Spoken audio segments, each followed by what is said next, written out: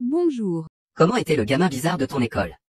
Quand j'ai commencé dans mon école et plus particulièrement au lycée, nous avions certainement l'enfant le plus bizarre.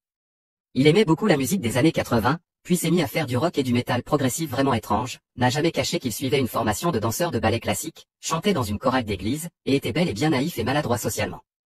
Dans une école exclusivement masculine. Il était socialement évité, jusqu'au moment où les gens ont commencé à essayer de faire ce qu'on appelait des 360. Sauter en l'air de façon à faire un tour complet dans les airs, et atterrir dans la direction où l'on était initialement tourné.